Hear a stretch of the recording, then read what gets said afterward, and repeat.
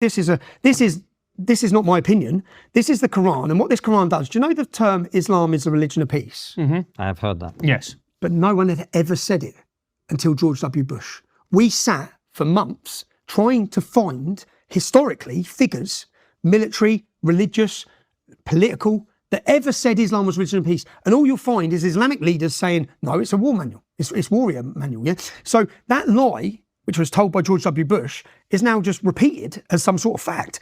But these books were all banned by Amazon. As you just said, you can buy Hitler's book. So how can you ban? There's nothing hatred in these. But you're literally burning books now. And you're burning books that challenge your failures again. And what is the demographical change to this nation? And what does it look like? So as anyone watching this, okay, 5-6% of the country are from the Islamic background. Look at the mayhem from 5-6%. What do you actually think it's going to be like at 20%? This isn't fear-mongering. We've got a duty as English men and women to protect this country and to protect our kids. And everyone's seen what's happened since October 7th. It's accelerated. Well, what are we going to do? Because unfortunately, a lot of the groups that were for harmony are actually calling for the obliteration of an entire state of people. And people have seen it now. There's no smoke screens. People can see the hate.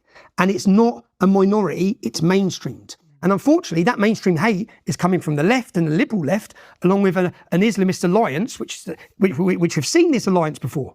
We've seen it in Iran. We've seen where the communists and the Marxists joined along with the Islamists to overthrow and topple the country. And the first thing that the Islamists done is kill them.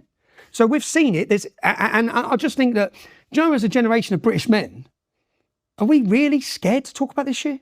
Are we actually going to remain silent and look at our country and see that there's 1,000 years of Christian history in this country, over 1,800 years Christianity's been in Britain, but 1,000 years of England. We're going to let, in 70 years, spineless, corrupt, globalist politicians import medieval backward cultures into this country and allow them to grow dominant and superior to us? That's what we're seeing. Luton is a blueprint for every town and city. You can ignore it because you think it's Luton, but it's your town tomorrow. And the demographical change and the growth in this nation shows that. So yes, you made the comment earlier about your taxi driver, who's probably a lovely man. I bet a lot of Germans were lovely during the war. I bet loads of them were lovely. It doesn't stop the dangers of Nazism.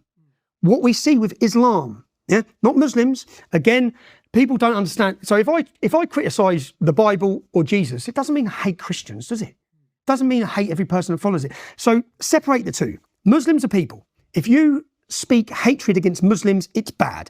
You entice or encourage violence against Muslims, totally wrong.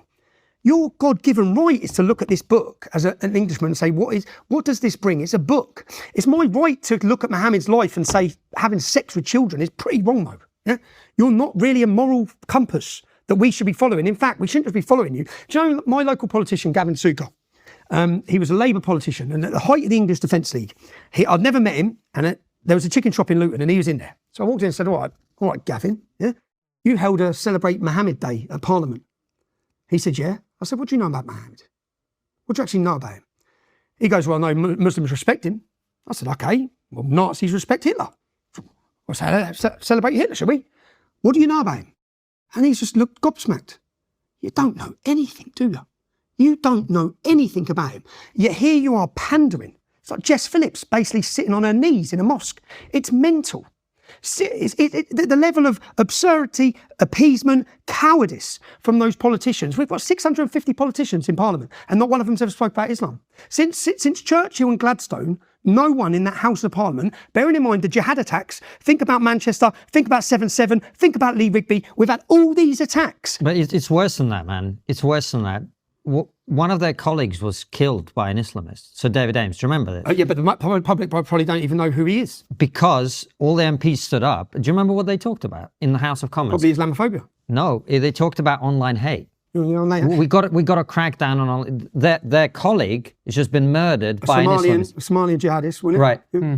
Murdered by an Islamist in a surgery, in a constituency surgery, i.e. the thing that they all go and do. And his family is still trying to fight. They're still trying to get justice. His whole family is still trying to fight. His daughter. His daughter's still trying to fight against a system that, do you know why they can't have that conversation? Again? I can tell you why, because I've speak to them. Go ahead. They're all terrified. And by the way, like you said, they're not wrong. They're not wrong to be terrified. The problem is they're terrified, but we're not anymore. The public, I don't think the public is terrified. public are not terrified anymore. Right. And it's like, oh, you put us in prison. Yeah, well, that didn't work, did it, mate? You know what I mean? That doesn't work. Okay, that doesn't work, and it doesn't work because once there's a reality that the country is at stake, that the entire Christian nation, that the entire population and culture and identity and children's future is at stake, we don't care about you putting us in jail. Yeah, because these is an argument I had with my ex-wife so many times. Yeah, she's like, just shut up. What about the kids? I said, this ain't about the kids. What about their kids? I mean, it is about the kids. But it is. But what I mean is, she's like, just shut up to make sure our kids have a say. I said, okay, but what about when they have kids? Yeah. Yeah, and they're a minority. I know what it's like to be a minority in Islam. I've seen it my whole life. I know what it's like. Go ask the Christians in Afghanistan. Go ask the Christians in Iraq. Go ask them in Syria right now. Go and ask the Druze. Go and ask them what's happening. You can't because they're fucking dead. And they're all dead or getting killed.